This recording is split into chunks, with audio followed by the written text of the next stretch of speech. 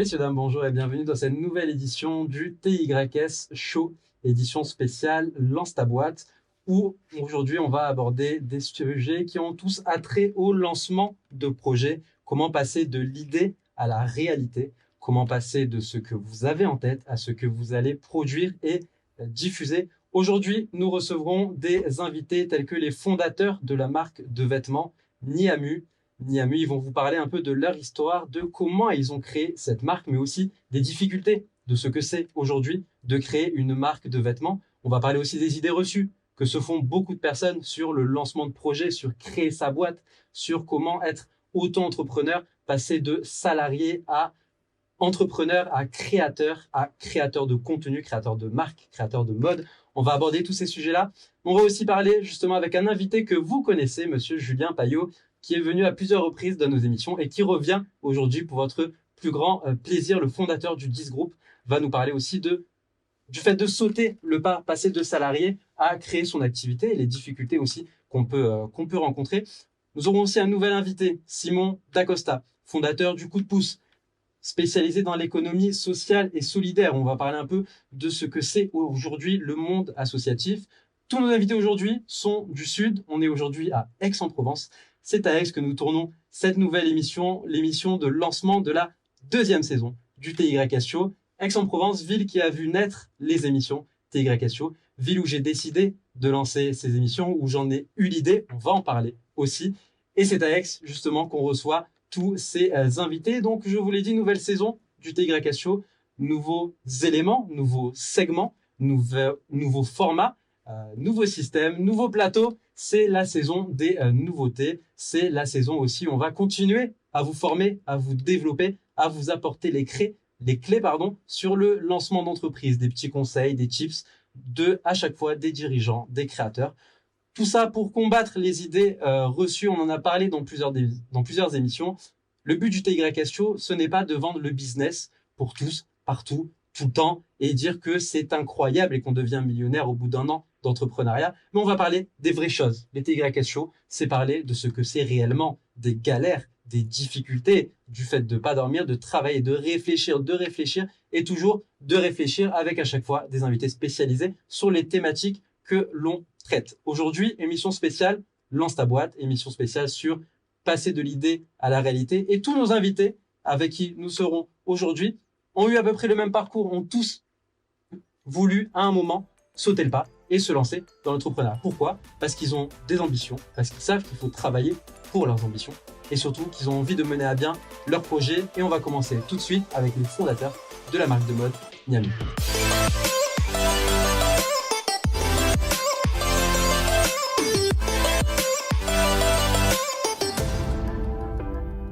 On se retrouve donc avec les fondateurs de la marque Niamu. Les fondateurs, bonjour. Bonjour. Bonjour. Alors, on va pas donner vos noms.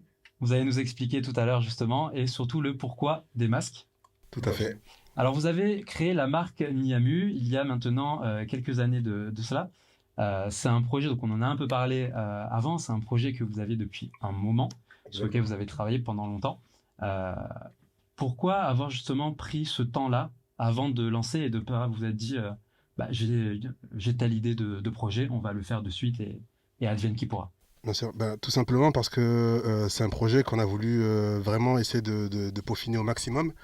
Niamu, au-delà d'être une marque de vêtements, c'est une marque où on voulait transmettre des valeurs, transmettre un message à travers le vêtement. Et pour nous, c'est pas quelque chose qu'on pouvait faire à la légère ou se permettre d'apparaître sans vraiment avoir réfléchi vraiment au préalable à chaque détail de la marque. Alors justement, vous avez eu cette idée de la marque. On va parler aussi du nom, Niamu. Pourquoi Niamu et qu'est-ce que ça veut dire ? C'était quoi pour vous les éléments les plus importants à véhiculer au travers de votre marque ? Alors, un message d'acceptation de soi, je dirais. Vraiment, Niamu, on parle des autres avant tout. On parle d'humanité. C'est vraiment le message qu'on voulait véhiculer à travers la marque de vêtements. Et vraiment l'autre avant toute chose. C'est aussi la raison pour laquelle justement on est masqué, parce qu'on voulait pas être le visage de quoi que ce soit. On voulait que le visage de la marque ce soit vraiment les personnes avec qui on va travailler ou ce genre de choses, ou même les personnes à qui on parle avant nous-mêmes. Alors, pour vous connaître un peu tous les deux, euh, vous avez travaillé dans différents secteurs d'activité. Euh, vous n'êtes pas issu à proprement parler de la mode. Vous avez travaillé dans le textile. Euh, mais être créateur, c'était pas, on va dire, votre principal job à la base. Non, pas du tout. Qu'est-ce que vous avez dû apprendre justement pour pouvoir lancer une marque de vêtements sereinement? Beaucoup de choses, hein, parce qu'au final, on aime les vêtements, on en porte tous les jours, on les a vendus, mais les créer, c'est autre chose.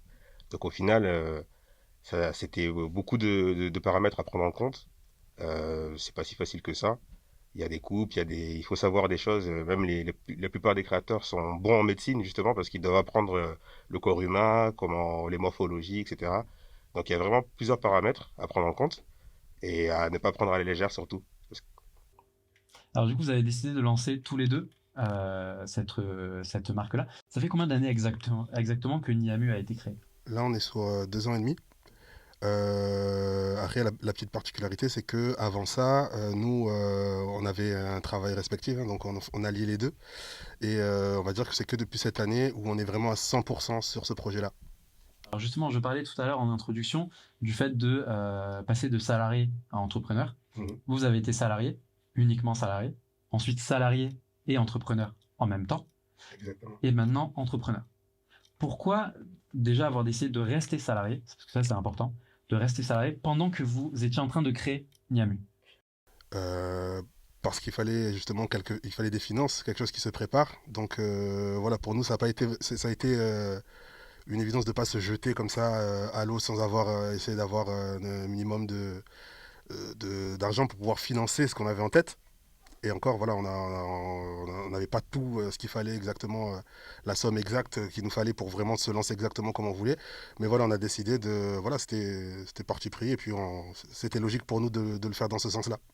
Et alors justement, quand on passe de salarié à salarié plus entrepreneur, et ensuite de salarié plus entrepreneur à entrepreneur, Mhm. qu'est-ce qui fait qu'on prend la décision d'arrêter le poste de salarié et de rester uniquement sur sa marque, son projet? Ouais. Des fois, j'ai l'impression que c'est aussi une question de se mettre la pression à soi-même, c'est-à-dire se forcer à arrêter pour se donner en fait comme impact à soi-même, de se dire que à partir de ce moment-là, je vais réussir, il n'y a pas de souci. Parce que on est aussi dans une société où on aime beaucoup la sécurité, on aime beaucoup son petit confort personnel, et quelquefois, il faut savoir se mettre la pression et se donner une deadline dans sa tête, et quoi de mieux que du coup arrêter pour concrétiser ce, cette action-là, en fait. Cette envie, c'est ça. Moi, je sais que pour ma part, c'est encore différent. J'ai eu le déclic au moment où j'étais en vacances, en fait. J'étais en vacances, j'avais pris voilà, quelques jours pour être en vacances. Et je me suis rendu compte que déjà, ben, pendant mes vacances, j'ai pas trop été en vacances. Du coup, j'ai vraiment plus bossé qu'autre chose par rapport à la marque.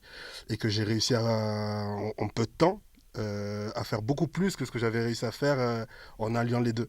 En plus, moi, j'avais un poste à responsabilité. J'étais directeur d'un magasin. Et du coup, c'est vrai que je me suis dit, ben là, vraiment, j'arrive à développer comme je voulais le développer.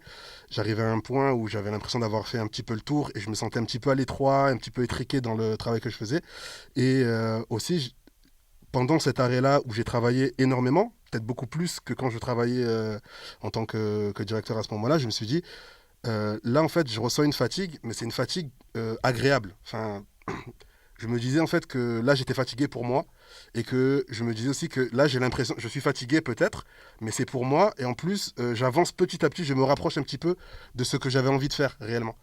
Donc c'est à partir de là où je me suis dit là je pense qu'il est temps pour moi de vraiment me mettre à 100% là-dessus et c'est un petit peu comme il disait, c'était un peu un pacte avec moi-même aussi de me dire bon là maintenant au final là je n'ai plus le choix, c'est réussir ou rien du tout.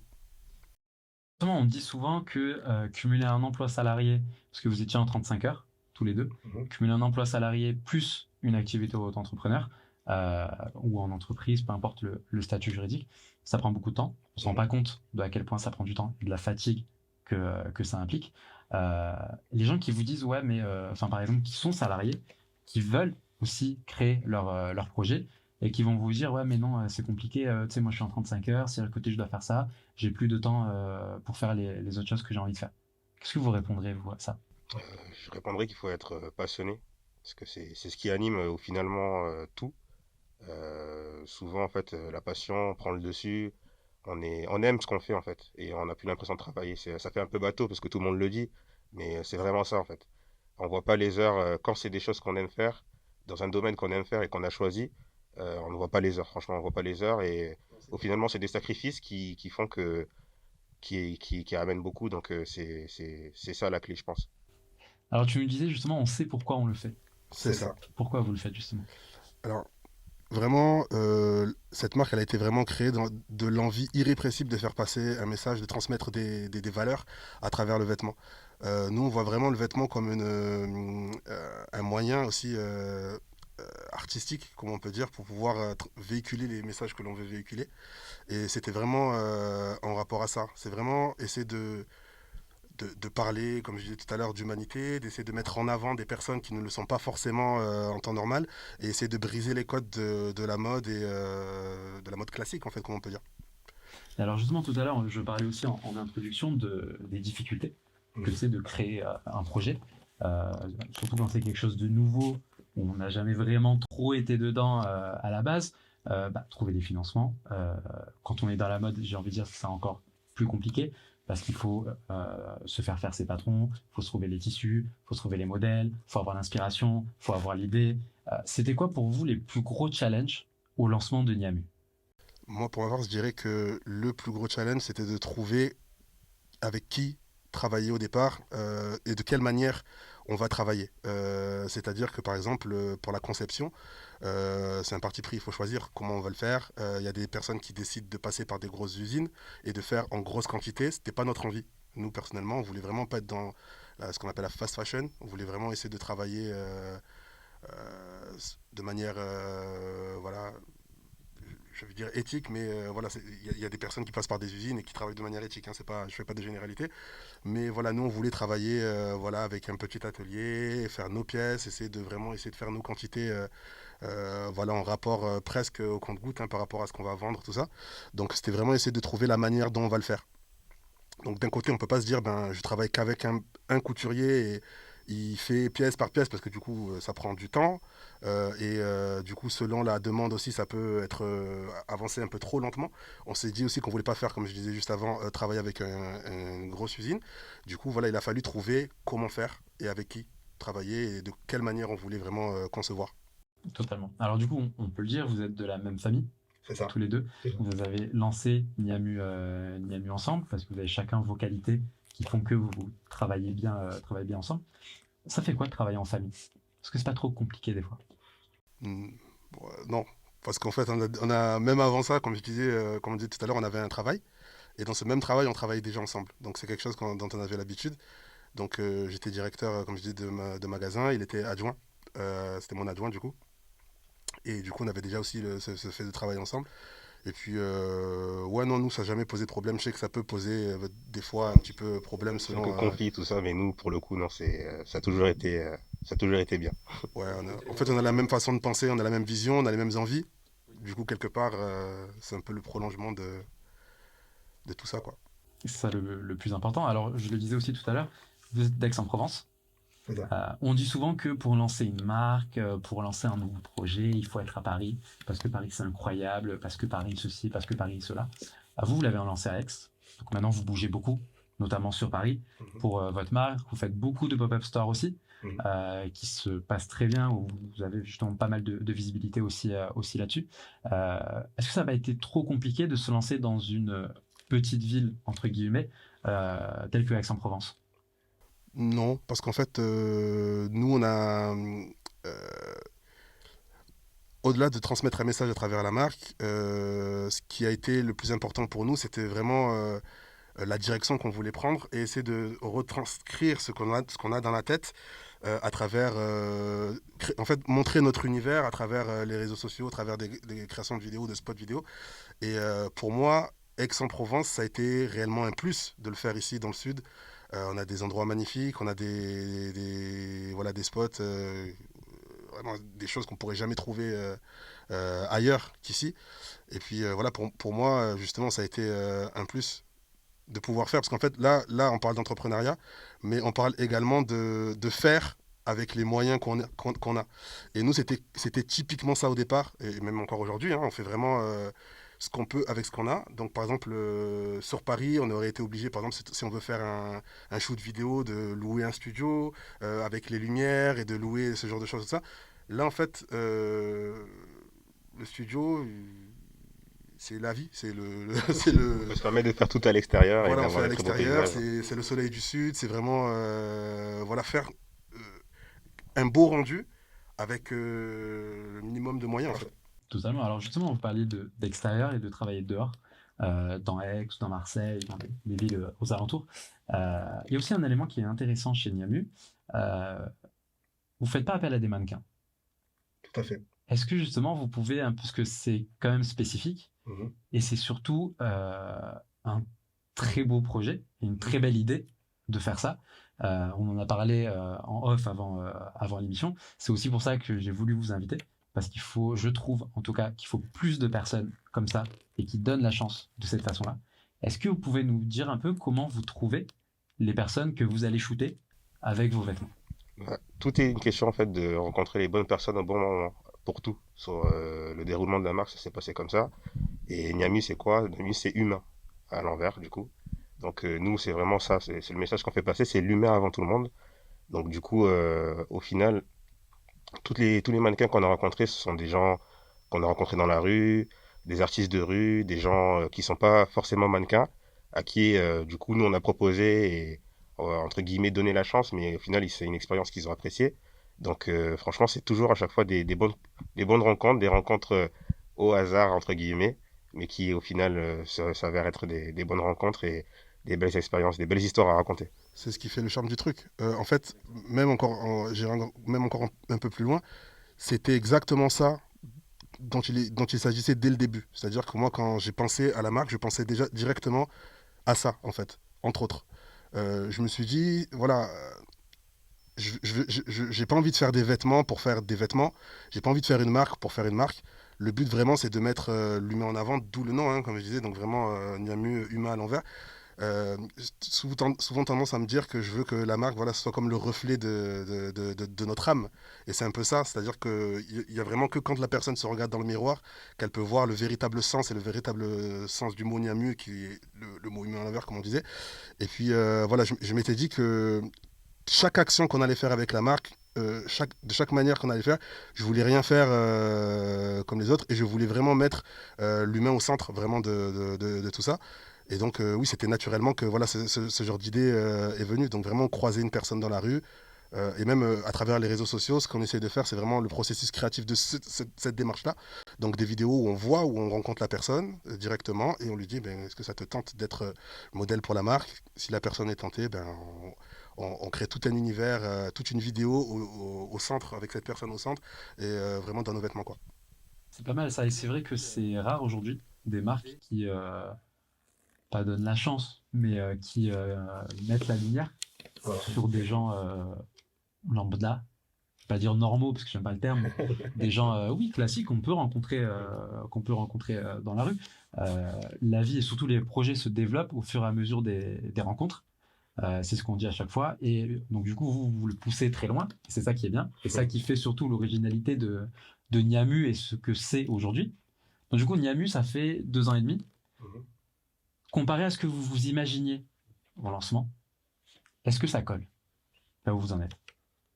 Ça commence à coller, mais c'est vraiment, on va dire, 20% de ce qu'on imagine nous faire dans le futur. C'est-à-dire, on est très ambitieux sur ça, vraiment. Nous, on aimerait vraiment créer quelque chose de grand. Et pour le coup, là, on est au tout début. On prend la bonne direction, mais vraiment, nous, on est qu'à 20%, on va dire. Et encore. Du coup, pas mal de nouveaux projets qui vont arriver, j'imagine. Tout à fait. Toujours dans la même optique. Toujours dans la même optique, quoi. Est-ce que vous pouvez aussi, alors ça c'est intéressant, on en a parlé aussi en off, le nom de vos produits. Mhm. Vous les trouvez comment? Alors ça, il y a plusieurs manières. Déjà, en fait, on reste toujours dans cette ligne directrice du mot à l'envers. On aime beaucoup jouer avec les mots, les lettres, vu que c'était vraiment le principe de base hein, de la marque. Et puis parfois, ça peut être voilà, de manière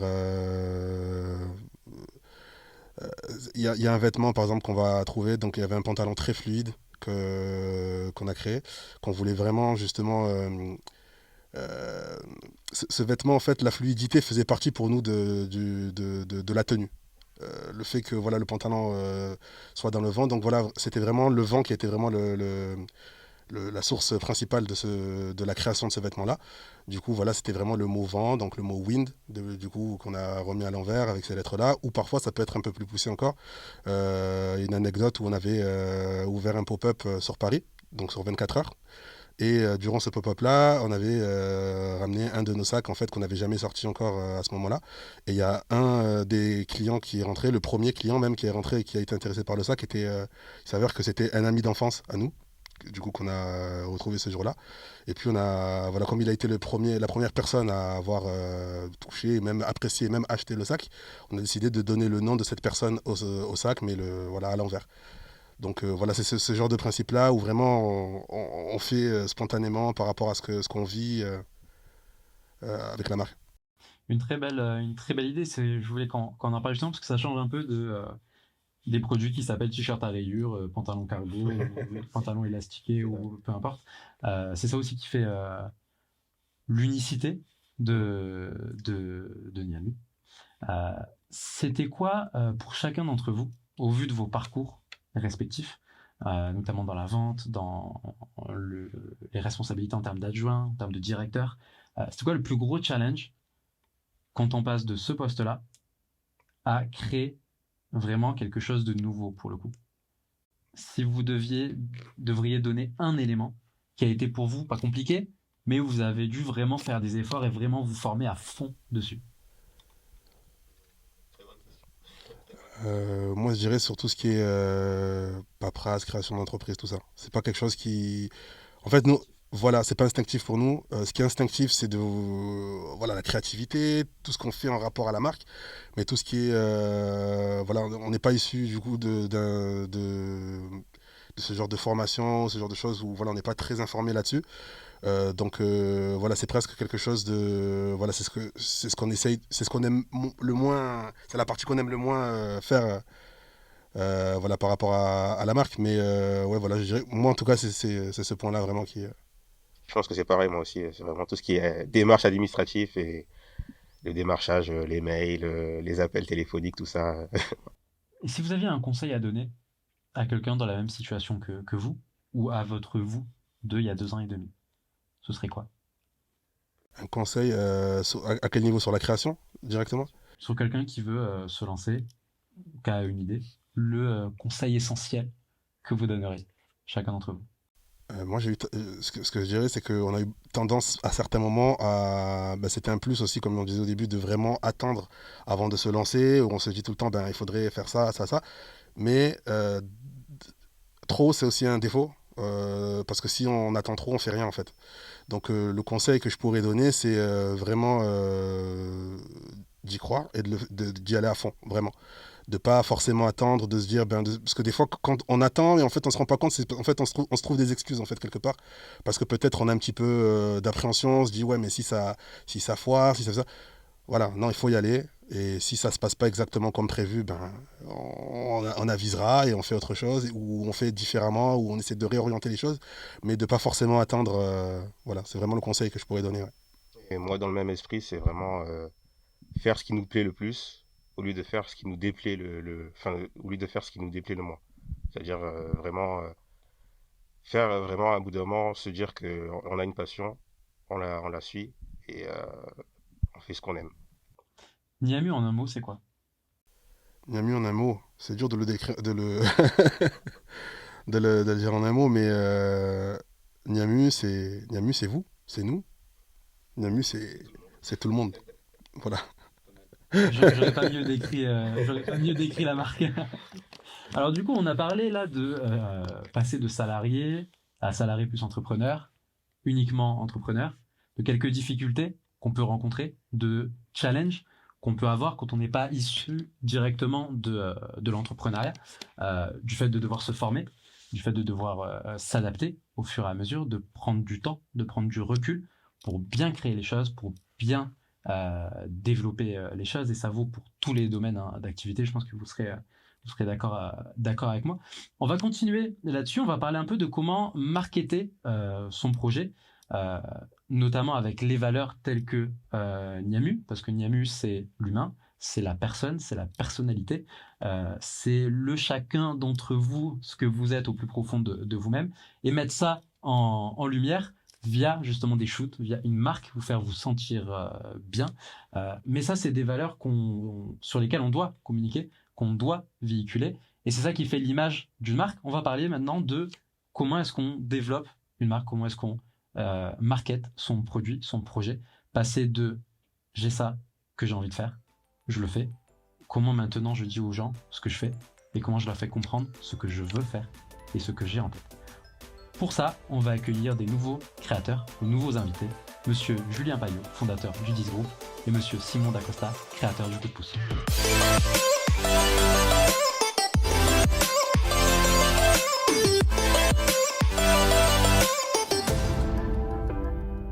On se retrouve donc avec Monsieur Julien Payot, fondateur du 10 Group. Julien, bonjour. Bonjour. Et Simon Dacosta, fondateur du Coup de Pouce. Bonjour. Merci à vous d'avoir accepté notre invitation aujourd'hui. Alors, vous êtes tous les deux dans des secteurs d'activité différents, mais vous avez des parcours qui se rejoignent, de par vos activités professionnelles avant d'être entrepreneur et de faire ce que vous faites aujourd'hui. Alors, Julien, on ne te présente plus.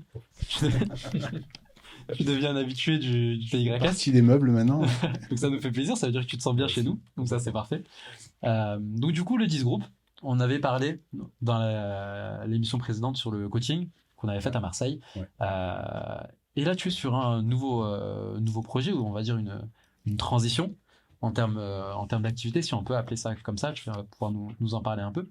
On parlait tout à l'heure avec les fondateurs de Nyamu de transitionner, de changer. On a parlé de passer de salarié à entrepreneur, ou les deux en même temps. Tu vas nous parler un peu de ce que c'est de changer ou de se renouveler ou d'évoluer, parce que c'est ça qui est aussi important. On a parlé de comment créer quelque chose, et pour que ce quelque chose tienne, il faut pouvoir le faire évoluer, il faut pouvoir le faire avancer. C'est le cas avec les TYS Show, hein. On vous propose des nouveaux formats, des nouveaux modèles, des nouveaux invités, et c'est comme ça qu'on évolue et qu'on propose des choses nouvelles et des choses plus qualitatives, ou peu importe comment on voit les choses. Est-ce que tu peux nous parler du coup pas de ta transition, mais de ton évolution depuis la dernière fois qu'on s'est vu sur un plateau? Alors, c'est effectivement, tu le dis très bien, c'est une perpétuelle évolution déjà. L'entrepreneuriat, enfin, on va être amené à en parler, mais pour ma part, depuis la dernière fois qu'on a discuté, effectivement, on a parlé du sujet du coaching. Moi, depuis que j'ai créé l'entreprise, je fais surtout beaucoup d'animation de formation, parce que j'ai été amené à travailler avec des partenaires, des organismes de formation qui me font confiance, qui m'ont fait confiance et qui continuent à me faire confiance. Donc pour ça, c'est génial. Et effectivement, le coaching a toujours fait partie de mon approche de la formation. Et aujourd'hui, il est temps pour moi de concrétiser une idée et de passer, c'est ce qu'on se disait tout à l'heure, de passer de l'idée au projet et de passer surtout à l'action. Donc là, aujourd'hui, je travaille, donc pas seul, puisque c'est un peu le concept de la chose. Je travaille sur la création d'un collectif de consultants, ou même au-delà de consultants, c'est plutôt d'experts, avec la casquette de consultant, la casquette de formateur, de coach, avec une idée commune qui est d'aider les entreprises à se transformer en profondeur, donc à travers de la formation, à travers pas mal de choses, mais aussi à travers des décisions stratégiques surtout, et surtout se transformer en profondeur sur du long terme pour travailler sur la rentabilité bien évidemment des entreprises, puisque c'est mon domaine, enfin voilà, ceux qui ne me connaissent pas, je travaille dans le management et le grand monde du commerce, ce sont mes deux axes principaux, mais aussi travailler sur l'engagement des collaborateurs et sur la mise en action des valeurs des entreprises. Ce que j'entends par là, c'est que beaucoup d'entreprises, comme toutes les entreprises effectivement, affichent des valeurs, affichent une stratégie RSE, enfin pas mal de choses qu'il est essentiel d'avoir aujourd'hui, mais pas toutes vont jusqu'à avoir des actions en lien avec ces valeurs. En tout cas, il n'y a pas certains décalages. Donc l'idée, c'est réellement à travers cette création de cohérence dans les entreprises, réussir encore une fois à créer des entreprises qui vont être rentables sur du long terme et où tout le monde se sent bien avec des gens qui sont engagés pour longtemps. Justement, tu nous parlais de valeurs. d'éthique et de ce qu'on veut véhiculer. Pour le coup, Simon, toi, c'est ton secteur, parce que toi, tu es dans l'économie sociale et solidaire, dans l'associatif. Est-ce que tu peux d'abord nous parler un peu du coup de pouce? Ouais, bah alors avec plaisir. Le coup de pouce aujourd'hui, c'est un projet qui est né il y a un peu plus d'un an avec 2 amis et associés aujourd'hui. Le constat de base, c'était face notamment après le Covid, face aux ambiances médiatiques assez anxiogènes qu'on a tous un petit peu subi, confinés chez nous, à consommer un contenu que pour le coup, nous, on n'avait pas l'habitude de consommer, c'est-à-dire du contenu classique TF1, de M6, et parler de crise sanitaire, de crise environnementale, d'incendie en Australie, etc. On a vite vu l'impact que ça avait, nous, d'un point de vue du passage à l'action, d'un point de vue de l'anxiété. Il y a la notion d'éco-anxiété qui est de plus en plus présente, dont on entend de plus en plus parler, notamment chez les jeunes, qui se disent mais en fait on arrive dans un monde qui est pourri, il y a tout qui s'en va, il n'y a rien qui va, le réchauffement climatique, la crise sociale, etc. Et on ne voit pas de solution concrète alors qu'il y en a. Et donc notre premier objectif, nous, ça a été de mettre en avant, de faire se rencontrer et de pousser à l'action toutes les personnes qui n'étaient pas au courant qu'il y a certaines solutions qui existaient dans certains domaines et de se mettre à tout simplement agir. Ça c'est concrètement, nous on l'a vécu parce que personnellement moi à l'époque j'étais sur Lyon, il y a commencé à avoir des petites initiatives pour aider les personnes âgées à aller faire leurs courses, à récupérer leurs médicaments, leurs trucs comme ça que je me suis un peu investi dans un milieu que je connaissais pas honnêtement beaucoup avant, le milieu associatif, ce qui m'a beaucoup plu et qui m'a, en plus de me sentir utile, m'a permis de sortir justement de ça. Donc c'est de là qu'est créé Demain en Solution. Demain en Solution qui est un média qui a pour objectif du coup de sensibiliser et de pousser au passage à l'action sur les questions écologiques et sociales. De là, la réalité, on en parlait aussi, de l'économie, du commerce, on s'est rendu compte qu'en restant indépendant et à court terme, le modèle médiatique, il a été compliqué à rentabiliser et à en vivre. Donc on a créé aussi ce que fait beaucoup de structures, une agence de production audiovisuelle engagée. C'est-à-dire qu'en parallèle de nos activités en médias, on travaille aussi à la création de vidéos, de motion design, de couverture d'événements, etc. Mais uniquement pour les structures engagées. L'idée, c'était pour nous de garder cette cohérence. On ne va pas travailler pour Greenpeace, ensuite pour Total et ensuite faire une émission sur comment limiter la consommation d'hydrocarbures. On le sentait pas, on le sentait pas. Et voilà, c'est un peu aujourd'hui où on est le projet. Et on est sur Marseille. Alors justement, on parlait aussi tout à l'heure de lancer un projet. Donc toi, ça, tu l'as lancé en partant d'un constat en Covid. Tu l'as lancé pendant ou à peu près à la fin du Covid. Enfin, Covid saison 2, on ne sait plus. Ouais, ça a duré tellement longtemps, c'est ça. Mais qu'est-ce qui a été pour toi le plus compliqué là-dedans? On parlait de difficultés avec les fondateurs de Niamu. Toi, tu as toujours touché à l'audiovisuel. À la base, tu as toujours été intéressé par tout ce qui est social, tout ce qui est environnemental. Qu'est-ce qui a fait que tu t'es dit, je vais créer quelque chose là-dedans, je vais les créer moi, parce que je veux véhiculer ceci et ceci?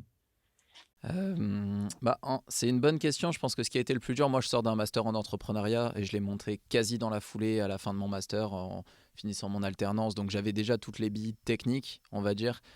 Ce qui m'a vraiment aidé, notamment on en parlait sur la question du passage à l'action. Nous on avait appris la méthode 48 heures, c'est 48 heures passer de l'idée au projet. Je l'avais déjà fait pour d'autres boîtes avant.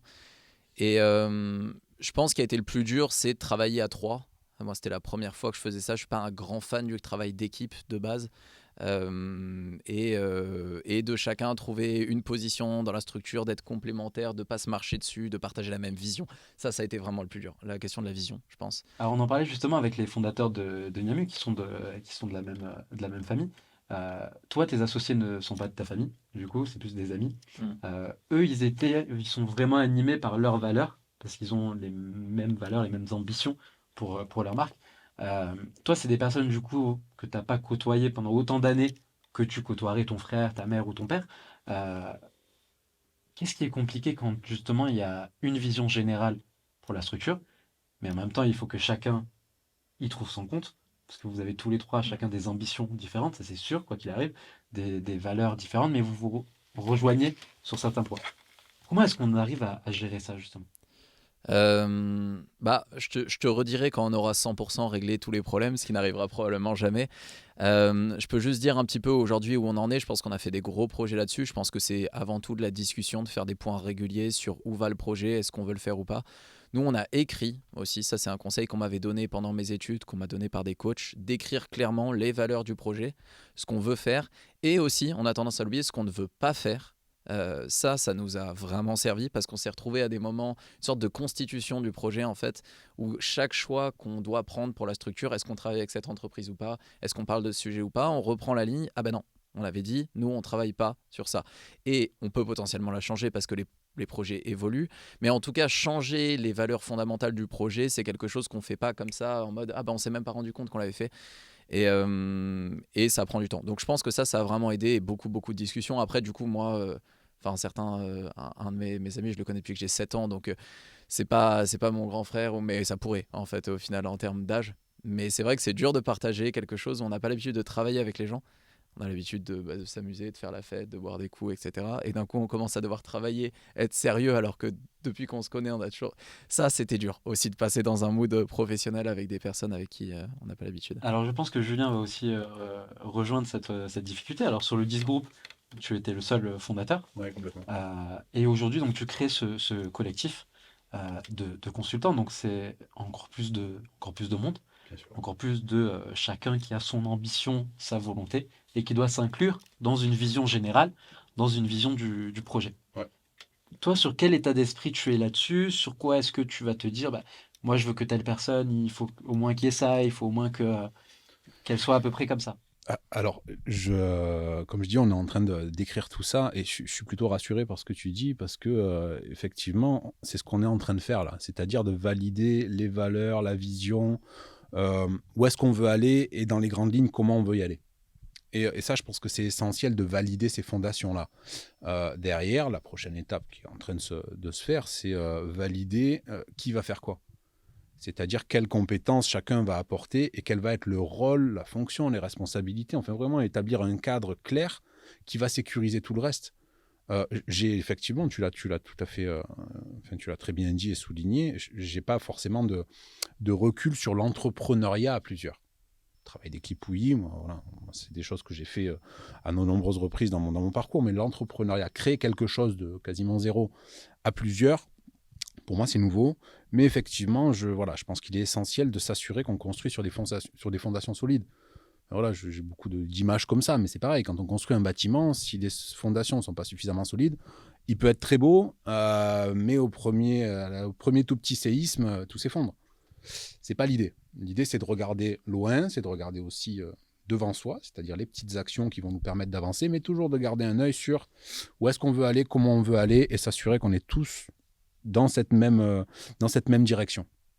Je pense que voilà, je ne sais pas si ça répond à ta question, mais c'est ma vision et c'est mon état d'esprit du moment et je pense m'y tenir assez longtemps. Alors justement, en parlant de cette nouveauté-là, de créer quelque chose, c'est ce que je disais tout à l'heure, quand on évolue, on crée souvent des nouvelles choses. C'est un peu aussi repartir de zéro. Parce que tu as, toi, un parcours bien établi, le 10 groupe aussi, tu as tes expériences qui ont fait que. Et du coup, là, c'est un nouveau projet. Donc, tu repars un peu de zéro, donc c'est des nouveaux challenges. Ouais. Euh, c'est quoi le principal challenge dans ce fait-là de passer de seul à entrepreneuriat à plusieurs, ou du moins de créer quelque chose de nouveau que tu n'avais pas forcément fait avant? Le principal challenge, je ne pense pas qu'il soit propre à ce projet-là, en fait. Pour moi, le principal challenge, et je ne pense pas être le seul à être confronté à ça, c'est passer à l'action. On a tous plein d'idées, on a tous plein d'envies, on a tous plein de ah oui, si je fais ça, je vais le faire comme ça, et puis je vais faire ça, et puis ouais, c'est génial, et puis ça fourmille d'idées, et puis on n'endort pas la nuit. Enfin voilà, c'est des trucs que tu dis assez régulièrement dans tes émissions, parce que ouais, l'entrepreneuriat, c'est aussi cette créativité bouillonnante, et voilà, je souris parce que tu vois très bien de quoi je parle, mais derrière, comment on fait pour actionner ça? Donc pour choisir une ligne directrice, pour pas s'éparpiller, mais aussi pour passer à l'action et pour construire petit à petit. Et à mon sens, je suis pas du tout exemplaire sur le sujet, hein, mais en tout cas c'est ce que je m'applique. La meilleure manière, selon moi, de faire avec ça, j'allais dire de lutter, mais c'est pas lutter, c'est de faire avec ça. C'est de décortiquer les choses en toutes petites actions et se dire que chaque petite action, c'est une marche qu'on va gravir. C'est un moyen d'avancer petit à petit vers les choses. Peut-être qu'on changera de direction, peut-être qu'on redescendra pour mieux remonter, mais en tout cas, voilà, passer à l'action, la moindre petite action. Très souvent, quand on regarde dans le détail et en étant honnête avec soi-même, avec les gens avec qui on avance, beaucoup de choses qu'on peut faire. Il y a beaucoup de choses qu'on peut faire. C'est ce qui a été dit tout à l'heure par nos collègues de Niamu, mais il y a beaucoup de choses où on se met des barrières, où on se met des freins en se disant ah ouais, mais tant que j'ai pas les moyens, je peux pas faire ça. Ah oui, mais tant que j'ai pas eu la formation ou la compétence pour, je peux pas faire ça. Ok, certes, il y a des choses qu'on peut pas faire au hasard. Et il faut être très clair là-dessus. Mais il y a énormément de choses qu'on peut faire. Il y a énormément de choses qu'on peut démarrer, sur lesquelles on ne prend pas énormément de risques, mais qui nous permettent de mettre le pied dans quelque chose. Et ça, à mon sens, c'est le plus grand défi quand on crée quelque chose d'une feuille blanche. C'est commencer à dessiner, commencer à écrire quelque chose. Et voilà, c'est réellement ce que je fais. Et effectivement, c'est pour moi un nouveau challenge, parce qu'il y a plusieurs dimensions nouvelles dans ce que je fais. Même si mon cœur de métier reste le même. Je suis passionné par l'humain, je suis passionné par le management, par le monde du commerce, que ce soit en coulisses ou face à des clients et à l'excellence dans la relation client. Donc, c'est des choses qui m'animent depuis des années et qui continuent à le faire. Je pense que ça continuera très longtemps. Mais voilà, il y a dans la forme, le fond reste le même, mais dans la forme, il y a des choses qui sont nouvelles. Mais encore une fois, à partir du moment où on avance petit à petit et qu'on reste honnête avec soi et avec les gens autour de nous, on ne prend pas trop de risques, quoi. Alors justement, c'est intéressant ce que tu dis dans le sens du passage à l'action. Au-delà de ça, j'ai même envie de dire, c'est aussi la peur de l'échec. On avait parlé dans la première émission où tu étais avec nous. Aujourd'hui, il y a beaucoup le fait de ouais, mais si je le fais, ça marche pas. Parce qu'en France, alors c'est très franco-français hein, comme état d'esprit, mais il y a le fait de pas vouloir échouer. Et ça, on le voit rien que dans les études. Hein. Si on rate ses études, on rate son diplôme, on doit retaper son année, comme on dit, par pas mal de monde, c'est mal vu. Parce qu'on se dit, oui, bah, il a pas travaillé, il veut pas, il a pas envie, il a échoué, tant pis pour lui. Et c'est mal vu. C'est quoi, vous, votre vision là-dessus, Simon? Euh, Moi, je dois avouer que j'ai pas trop ça. Honnêtement, bah, je pense que j'ai baigné dans le milieu entrepreneurial depuis que je suis jeune, notamment inspiré par des personnes outre-Atlantique, donc des visions un petit peu différentes. Je fais pas ce projet honnêtement pour réussir à ce stade. Je pense que c'est quelque chose qui. Je fais ce projet parce que je trouve que ça a du sens, parce que j'apprends tous les jours. Après, réussir, échouer, enfin, juste quand tu commences à t'intéresser à l'entrepreneuriat, tu vois les stats d'échec des premières boîtes. Bon, tu te lances quand même, tu es prêt à échouer, quoi, parce que sinon, faut pas y aller. Et je pense qu'on a, et c'est aussi, c'est aussi la beauté d'entreprendre dans le milieu du service. Nous, à part 3000 balles de matos de cam, des locaux, etc., on n'a pas de coût. Si on veut faire, bah, on en parlait, si on veut faire des vêtements, si on veut faire des choses plus compliquées encore, des prototypes de l'innovation, il faut sortir 250 000 euros avant de pouvoir voir quelque chose. Je pense qu'à ce moment-là, avec 90 000 euros de prêt à mon nom, j'aurais pas exactement la même vision de la peur de l'échec.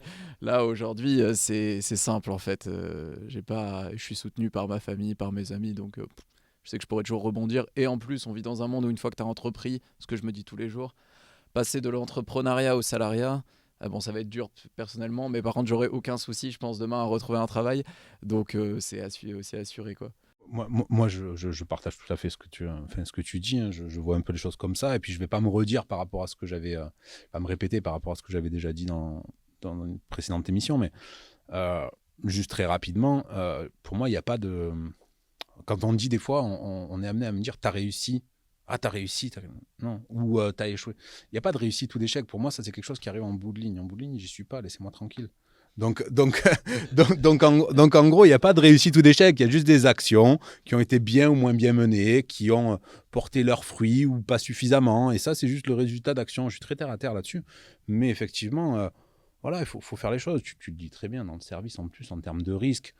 Voilà, les risques qu'on prend, ils sont pas dans le projet en lui-même, ils sont dans ce qu'il y a en coulisses, c'est-à-dire comment je continue à payer mes factures, comment je continue à vivre, à faire vivre ma famille, parce que voilà, pour ceux qui ne savent pas, j'ai des enfants et c'est aussi un moyen de souligner qu'il n'y a pas de il faut être libre de tout pour pouvoir se lancer.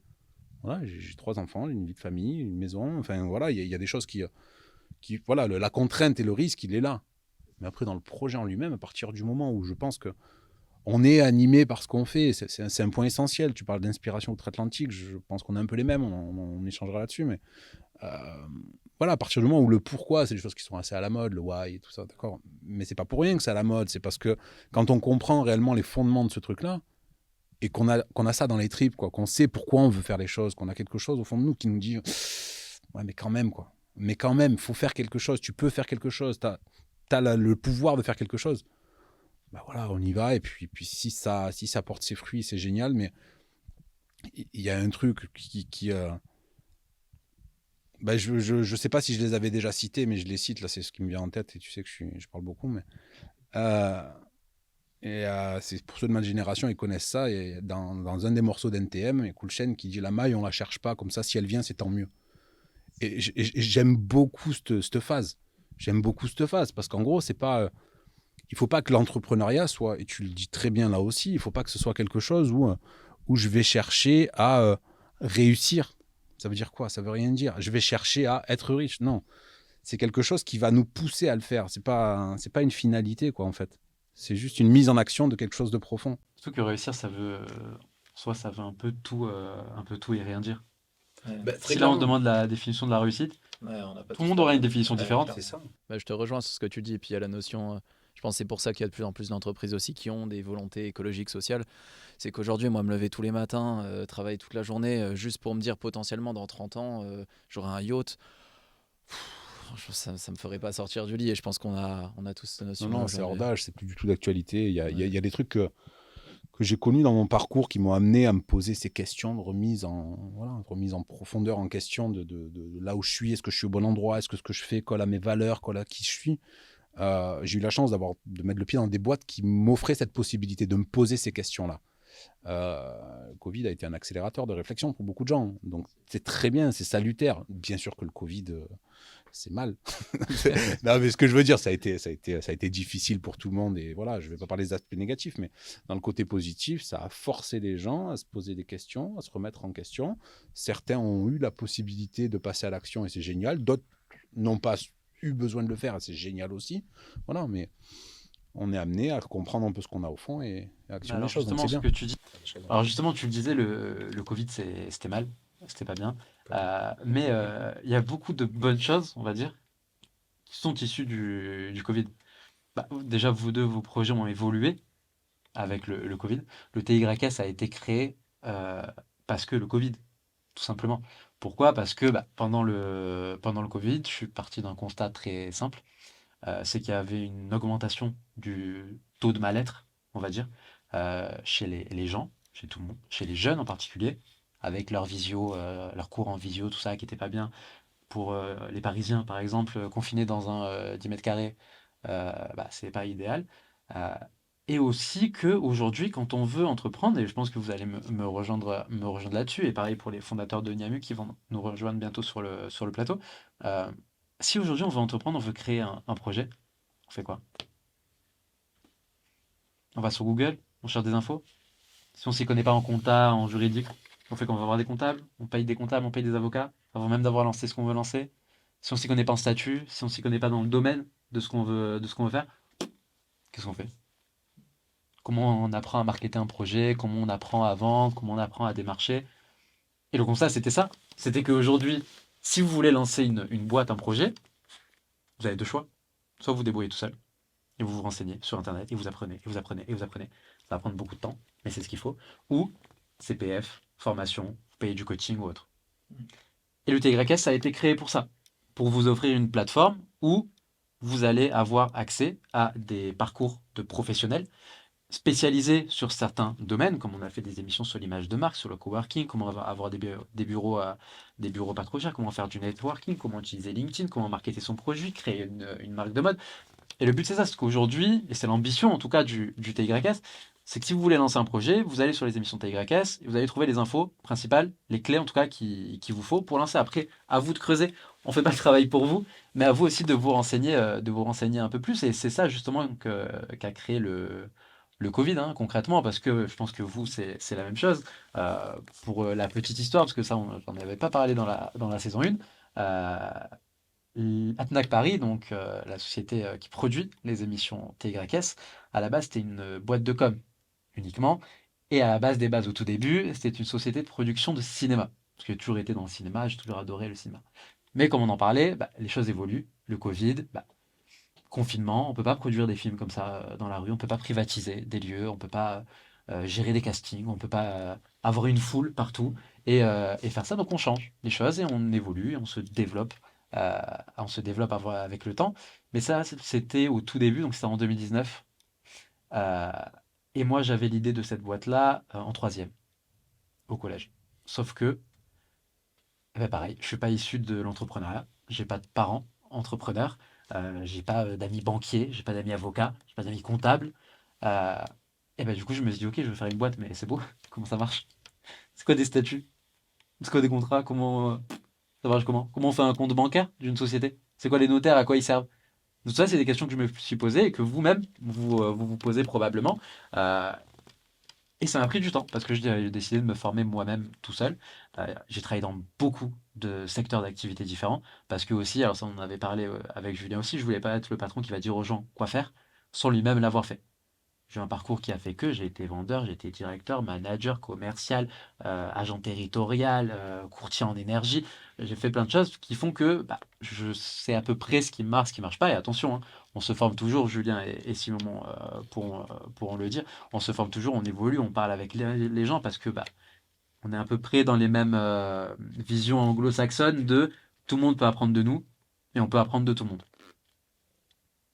Et c'est clairement ça. Je pense que vous me rejoindrez là-dessus. Complètement. Complètement. Déjà, on se nourrit de. Enfin, voilà, on peut partir après à philosopher pendant un moment là-dessus, mais on est là où on est là tout de suite parce qu'on a fait tout ce qu'on a fait avant. Donc on a su se nourrir, c'est pas nous spécifiquement, hein, c'est l'ensemble des êtres humains.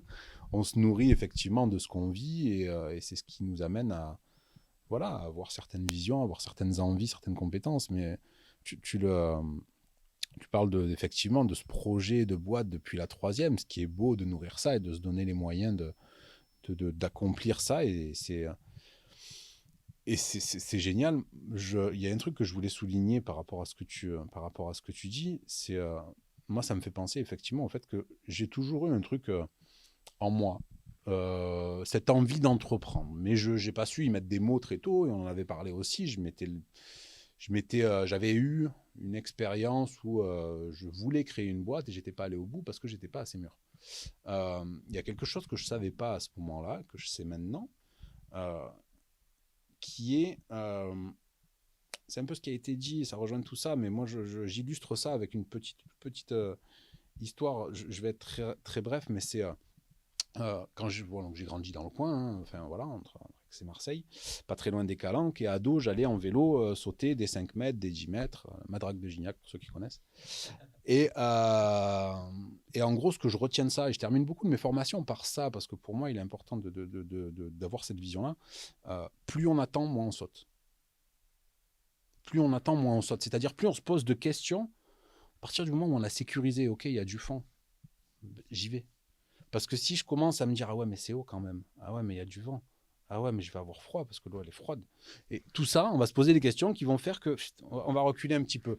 Donc j'aime cette image de se dire, voilà, il faut effectivement mûrir les choses, sécuriser son projet, savoir où on veut aller, se donner les moyens d'avoir les compétences pour être suffisamment solide.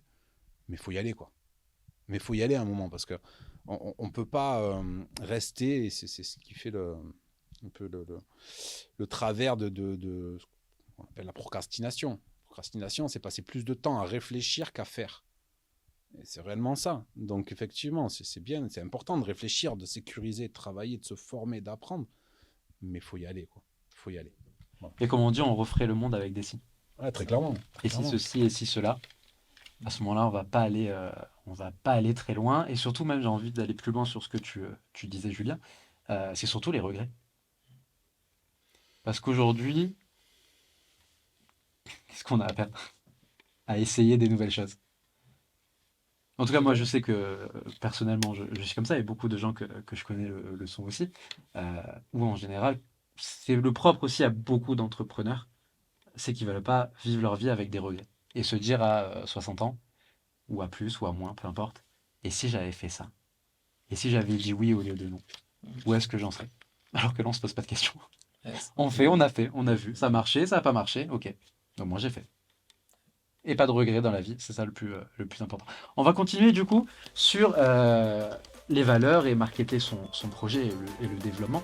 On va reaccueillir les fondateurs de Niamu tout de suite sur le plateau.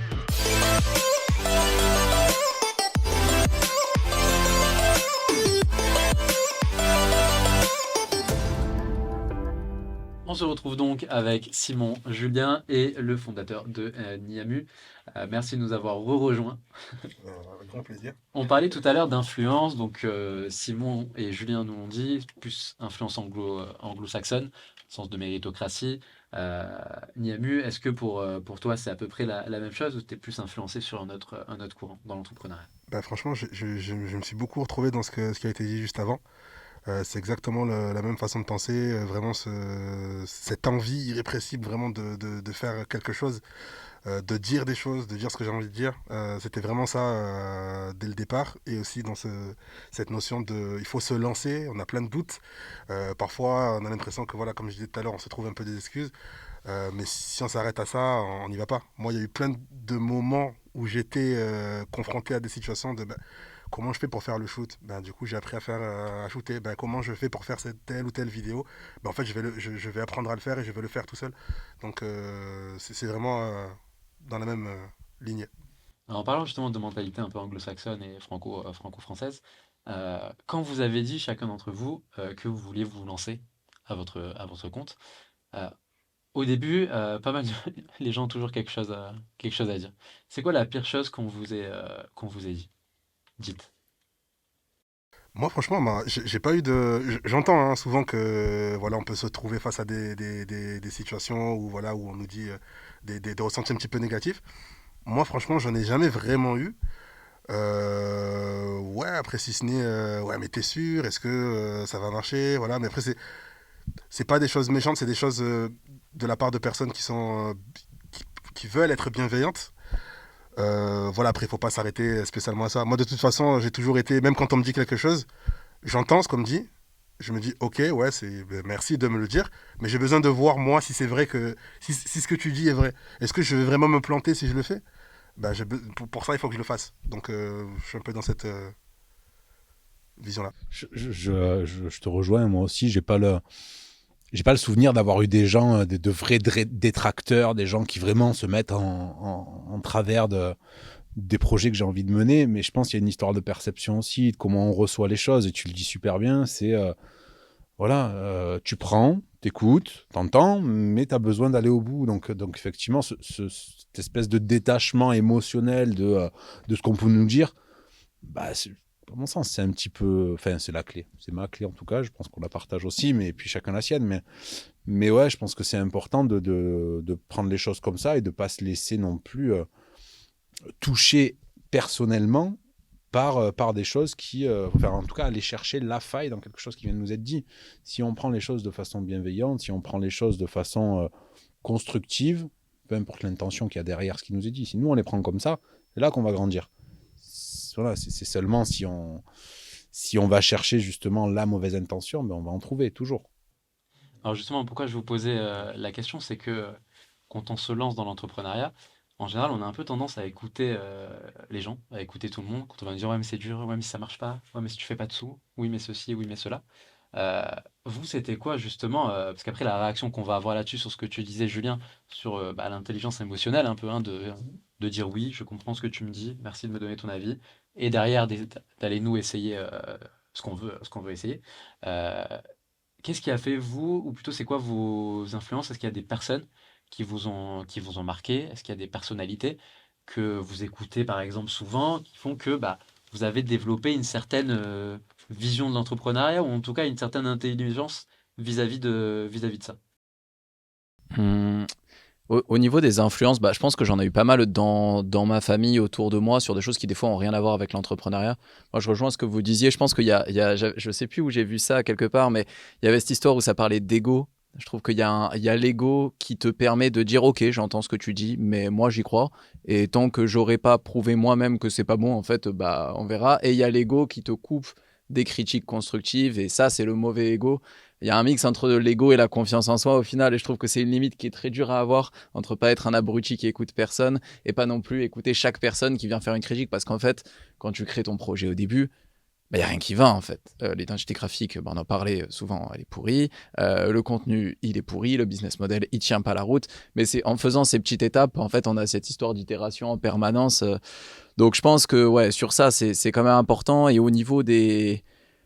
moi, j'ai pas mal de musiciens en vrai. Je pense que ça, c'est un truc qui m'inspire. Les artistes, les créateurs, bah, notamment. Alors, c'est pas, moi, la mode, c'est pas forcément mon plus grand secteur, mais j'aime beaucoup la musique. Je pense qu'il y a certaines personnes, je pense à Orelsan, L'Homme Pâle, des personnes comme ça qui rappent un peu aussi leur échec et qui en fait ont fini par le faire. Et ils ont mis une éternité à le faire, mais quand ils l'ont fait, bah, ça marche et ils continuent à en parler. Je pense que ouais, pas mal de musique qui m'a inspiré sur ça.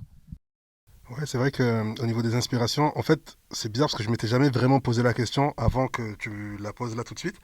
Et à travers les réponses aussi des autres, je me rends compte que en réalité, il y a beaucoup d'inspirations qui viennent de gens de ma famille qui eux-mêmes, en fait, ils sont ils sont des entrepreneurs, mais ils le savent pas en fait. Je me rends compte que voilà, par rapport, j'ai été beaucoup inspiré par mon grand frère, qui voilà, est quelqu'un qui voilà, qui lâche rien, qui va vraiment jusqu'au bout des choses. Ma mère également. Voilà, c'est vraiment des choses qui ont dans quoi j'ai baigné sans m'en rendre compte et qui font que cet attrait de personnalité de vraiment aller jusqu'au bout des choses. Il y a aussi l'expérience de vie qui fait que je me rends compte qu'à chaque fois qu'on m'a dit que je pouvais pas faire un truc, eh ben je l'ai fait. Donc pourquoi je vais m'arrêter sur une ou telle chose. Et c'est vrai aussi que la culture aussi, peut-être mon côté un petit peu encore ado, shonen, j'ai regardé beaucoup d'animes, mais c'est vraiment le côté, voilà, je vais jusqu'au bout du truc et j'abandonne pas, quoi. Donc c'est ça. Moi, en termes d'inspiration, enfin, j'écoute très attentivement ce que vous dites et je me reconnais un petit peu là-dedans. Moi, il n'y a pas il y a pas une personne qui a été un guide spirituel. Ça a été des rencontres, des gens qui ont contribué volontairement ou involontairement, directement ou indirectement à mon éducation, à mon instruction, toutes ces choses-là. Ouais, il y a quelques personnes qui ressortent un petit peu, mais je me suis nourri comme toi aussi. On n'a pas le même âge, mais de la musique aussi. Voilà, j'ai cité un thème tout à l'heure, mais il y a d'autres inspirations où indirectement et sans même le savoir, je me nourrissais de ces choses-là et ça a orienté ma manière d'agir aujourd'hui. Donc ouais, l'inspiration, elle est partout, quoi. Si on peut résumer ça comme ça, je pense qu'on est un peu en phase là-dessus, quoi. Je pense. D'après vous, qu'est-ce qu'il faut aujourd'hui pour entreprendre? Moi, je dirais la valeur principale, et encore une fois, j'attendrai d'avoir percé et avoir le succès pour dire ce qu'il fallait, parce que ça se trouve, je l'ai pas. Je pense qu'il y a quand même, si je devais mettre deux valeurs vraiment fortes, c'est la curiosité. Le premier, c'est d'aller regarder partout, tout le temps, et de faire ça depuis qu'on est gosse, d'avoir vraiment ce truc. Je sais pas quelque chose, bah, je vais chercher l'info. Ce côté un peu problem solving. Ah bah il y a un truc qui marche pas. Ah bah attends, peut-être que si je fais ça, bah ça, bah là ça marche. Parce qu'en fait, quand tu entreprends, il y a personne au-dessus de toi dans tes domaines. Donc si t'es pas capable d'être curieux et t'auto-former, bah tu vas jamais progresser. Et après, et ça c'est le truc sur lequel je travaille, c'est la rigueur, quoi. Il faut quand même, au bout d'un moment, t'as beau avoir toutes les idées du monde, à moins d'être directement, et c'est l'avantage d'entreprendre quand t'as déjà entrepris et que t'as quelques milliers d'euros à investir pour payer les gens pour faire le travail que t'as pas envie de faire. Au début, bah il faut le faire, quoi. Et ça c'est un truc, faut se lever tous les matins et aller faire la compta et aller faire les appels et rentrer dans ton putain de CRM tous les appels que t'as eu la veille. Et ça, en fait, t'as beau être très curieux, au bout d'un moment, faut travailler, quoi. Et c'est dur, honnêtement. Ouais, moi je dirais, je te rejoins hein, dans ce que tu dis, mais moi j'ajouterais vraiment, pour moi en tout cas dans mon expérience personnelle, c'est vraiment le côté, bah, on y revient hein, toujours, hein, mais c'est bah, l'idée et la passion enfin, à quel point on est passionné par l'idée qu'on a, c'est ce qui va vraiment pousser, moi en tout cas c'est le moteur. Je crois tellement à ce que j'ai tellement une vision de ce que je veux.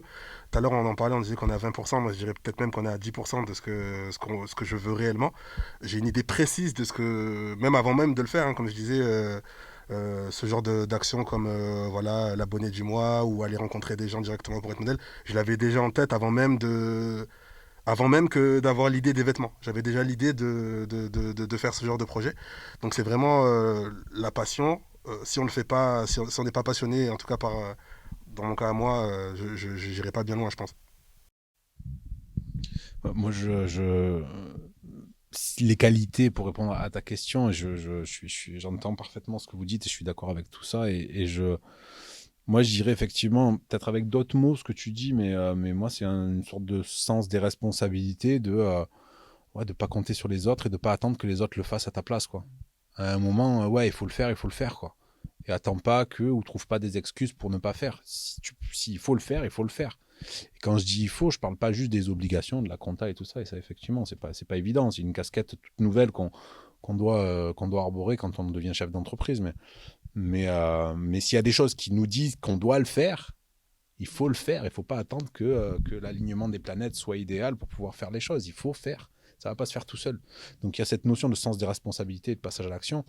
Et l'autre, tu parliez de rigueur. Moi, je parlerai d'organisation. C'est peut-être mon côté formation en management et tout ça. Et c'est peut-être aussi le fait que je me soigne depuis des années par rapport à ça. C'est toujours pas réglé, mais c'est essentiel. C'est essentiel de savoir s'organiser, de savoir prioriser les choses, d'essayer de mettre des choses dans un planning. Enfin, c'est très terre à terre, hein. Mais c'est hyper important, quoi. Si on veut justement être présent sur son marché au bon moment, avec les bonnes actions, avec la bonne offre, avec le bon discours, ben, tout ça, ça s'anticipe, tout ça, ça se prévoit. Et je pense que l'organisation, c'est un mot, c'est le maître mot des choses, quoi. En prévoyant tout, en prévoyant le temps de réflexion, en prévoyant le temps de travail, en prévoyant les temps où on laisse un peu son esprit aller sur d'autres choses. Voilà, j'en arrive à effectivement me rendre compte à quel point c'est essentiel. Et les fois où je peux organiser, ben, c'est là où je suis à l'arrache. Donc effectivement, c'est en étant carré qu'on arrive à faire de bonnes choses, je pense. Est-ce que vous diriez que le lieu joue? On a parlé d'Aix-en-Provence, avec les fondateurs de Niamu. On a parlé de Paris. Moi, je continue et puis après je passerai le micro, mais je pense que moi je suis pas bien placé pour dire ça. Moi, j'ai pas mal voyagé pour mes précédents jobs. Bah oui, moi je suis du coin aussi, donc on n'a pas à se plaindre, quoi. Je pense qu'on n'a pas à se plaindre et qu'on n'est pas les plus mal lotis sur le sujet. Et peut-être que dans des endroits qui sont des petits villages ruraux où tu as des petits jeunes qui sont pleins de créativité, qui ont plein d'idées, mais qui sont tellement loin de toutes les institutions qu'on a à côté de nous, à savoir ben voilà, les organismes qui organisent parfois des ateliers pour nous aider à choisir le statut d'entreprise, des entreprises similaires à ce qu'on aimerait créer, dont on peut aller s'inspirer et avec qui on peut essayer voilà, d'aller chercher des idées, de comprendre comment ils ont construit ça. Peut-être que certaines qui sont très éloignées de ça, ouais, sont moins bien loties que nous. Enfin, que nous, je parle que moi, en tout cas. Mais dans ce que j'ai vécu, moi, voilà, Gignac, j'ai peut-être pas le cœur de Marseille et ni Aix. Je pense que ça joue un rôle, mais voilà, en tout cas, ça n'a jamais été une problématique de mon côté, quoi. Ouais, bah pour enchaîner là-dessus, enfin, encore une fois, je pense que c'est encore peut-être un peu tôt pour moi de dire ce qui marche pas, voir où. Après, je pense que quoi qu'il arrive, on a la chance d'être en France. Déjà, quoi, enfin, si on entreprend en France, on a un écosystème entrepreneurial, notamment pour les jeunes, on n'a jamais vu ça, quoi. On est dans l'Eldorado, c'est ce qu'on me disait, l'Eldorado du financement européen, surtout qu'on est en Europe aussi, donc on a aussi les financements européens. Tous les projets sur la tech, on peut les chercher 100 000 euros avec juste une idée, c'est assez impressionnant d'ailleurs. Ça pose des questions d'ailleurs à quel point ils peuvent aller. C'est facile d'aller chercher de l'argent public. Donc je pense qu'on a quand même tout l'écosystème sur ça. Après, je pense que c'est aussi, on adapte le projet et la manière dont il a été structuré d'un point de vue stratégie commerciale notamment. Et adapté au fait que nous on l'a monté sur Marseille parce que c'est pas du tout le même réseau, ça marche pas du tout pareil, on en avait déjà parlé, on serait sur Paris, certaines choses seraient allées plus vite, mais on n'aurait pas du tout fait le business de la même manière, donc je pense qu'il faut aussi s'adapter, quoi, tout simplement. Je suis tout à fait d'accord avec ce que tu viens de dire. Je peux pas dire que le lieu ça joue pas. Après, il faut pas s'arrêter au fait que voilà, on n'est pas dans le bon lieu et se dire ben je peux pas faire comme on disait tout à l'heure. Par contre, oui, forcément ça joue un petit peu. Après, dans le lieu où on est, comme on dit, on n'est pas les moins bien lotis. Même dans un lieu qui n'est pas forcément caractérisé comme un lieu adapté, on peut trouver des richesses qui font qu'on peut se développer d'une manière différente. Par contre, c'est vrai que voilà, par exemple, quand on va à la capitale, quand on est sur Paris, tout ça, ne serait-ce que par la masse de personnes qui entreprend, c'est comme quand qu'on va dans un endroit ou on va dans une formation ou dans un forum avec plusieurs entrepreneurs, eh ben, le fait d'être entre entrepreneurs, ça donne des idées, ça fait des rencontres. Ben, c'est le même principe en fait, mais avec les villes. C'est vrai que sur Paris, par exemple, on peut avoir tendance à faire une bonne rencontre au bon moment et accélérer un petit peu les choses par rapport à si on était resté dans un autre endroit. Donc oui, forcément, le lieu, ça joue. Mais je reste persuadé qu'on voilà, on peut tirer son épingle du jeu, peu importe l'endroit où on est. Le mot de la fin. Ouais, bah moi je resterai sur ce que je disais, hein, sur curiosité, se lancer 48 heures pour passer de l'idée au projet et garder en tête, peut-être moi c'est quelque chose qui m'a vraiment nourri, de toutes les personnes qu'on rencontre, que ce soit dans l'entrepreneuriat ou autre, depuis qu'on a 10 piges, et des fois on leur demande comment ils ont fait des trucs de fou, et ils disent bah j'ai juste fait ça, et toi t'es là en mode attends quoi, t'as juste demandé? Ouais, j'ai juste demandé. Et garder en tête tous ces trucs comme ça, parce qu'au final, bah, c'est juste ça, et 80% du travail qu'on va faire, c'est juste se dire bah vas-y, je tente. En vrai, on sait jamais, tu vois. Donc ouais, oser. Ouais, c'est un beau mot de la fin. Oser vraiment aller jusqu'au bout de ce qu'on veut faire. Ne pas s'arrêter à des petits détails, ne pas avoir peur, vraiment aller y aller au front. Quand on a une idée, qu'on est sûr de ce qu'on veut faire, voilà, il n'y a rien qui peut, y a rien qui peut nous dire que ça peut pas marcher si ce n'est le temps. Donc, quoi qu'il arrive, essayez et puis on verra, advienne que pourra, comme on dit. Et pour moi, le mot de la fin, c'est, je vais reprendre quelque chose que j'ai dit, mais plus on attend, moins on saute. Donc on sécurise et on y va et on essaye. Et quand on y réfléchit bien, rien n'est réellement compliqué en fait. Il suffit de faire. Il faut y aller. Il faut passer à l'action. Et c'est sur ces sages paroles qu'on arrive à la fin de cette émission TYS Show. Lance ta boîte. Vous l'aurez vu, différents parcours, des parcours tous aussi inspirants les uns que les autres, des projets différents, autant de la mode, de l'économie sociale et solidaire, de la formation, du consulting, des associations, de l'entrepreneuriat à plusieurs, de l'entrepreneuriat en solo. Pas mal de conseils aussi pour vous qui souhaitez créer votre structure, votre boîte, votre auto-entreprise, qui avait une idée et vous souhaitez passer à la réalité, à la concrétisation. On a essayé de démonter pas mal d'idées reçues sur ce qu'est l'entrepreneuriat, sur ce que ça implique, sur comment on va faire évoluer les choses, avec justement des profils très différents qui ont été salariés plus entrepreneurs, qui ont été uniquement entrepreneurs, qui sont uniquement entrepreneurs. Aujourd'hui, entreprendre, c'est pas mal de choses. C'est plusieurs métiers. C'est être comptable, c'est être avocat, c'est être assistante sociale, c'est être manager, c'est être directeur, c'est être vendeur, c'est être commercial, c'est être courtier. Entreprendre, c'est beaucoup de choses qui nécessitent de la formation, qui nécessitent du développement, qui nécessitent de rencontrer des gens, de networker, d'échanger avec tout le monde. On le redit, tout le monde peut apprendre de vous et vous pouvez apprendre de tout le monde. L'idée principale à garder en tête, mais aussi les valeurs. On ne lance pas un projet comme ça, dans le vent. On lance un projet parce qu'on a envie de transmettre quelque chose, parce qu'on a envie de transmettre de la formation, des valeurs, des principes, résoudre des problématiques via des produits, via des services, que ce soit des problématiques en équipe, que ce soit des problématiques en termes de code vestimentaire. L'entrepreneuriat, c'est tout ça. Et pour faire tout ça, bien sûr, ça nécessite une mentalité, ça nécessite de ne pas écouter ce que tout le monde a à dire, ça nécessite de savoir ce que vous voulez, mais surtout savoir ce que vous ne voulez surtout pas, et de faire ce qui vous fait vibrer, ce qui vous fait envie, et surtout ce que vous aimez. On a dit que le succès veut tout et rien dire, la réussite veut tout et rien dire, et en général, vous l'avez vu avec tous nos invités, quand on lance un projet, on ne court pas après l'argent. Si l'argent est le but principal, ça ne marchera pas. C'est sûr, c'est clair et net à 100%. Pourquoi? Parce qu'on veut d'abord véhiculer quelque chose et une fois que c'est bien fait, l'argent suivra. Quand on se forme, quand on se développe sur la chose où on est bon, sur la chose que l'on sait faire et que l'on veut faire, il y a toujours un moyen de réussir et de se faire rémunérer. Pour cela, pas mal de profils. On vous invite à vous renseigner et à aller faire un tour sur la boutique de Niamu.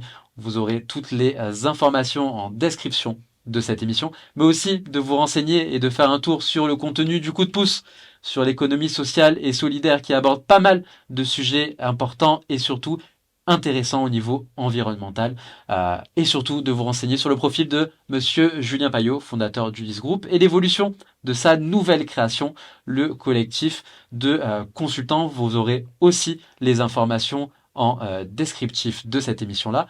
Vous connaissez maintenant le backstage de chacune de ces structures, leur parcours, le pourquoi ils en sont arrivés là. Vous en savez plus sur leur projet, sur leur vision, et on vous invite à les rejoindre, à vous impliquer dans leur vision à vous renseigner sur leur évolution et ce qu'ils ont à vous proposer.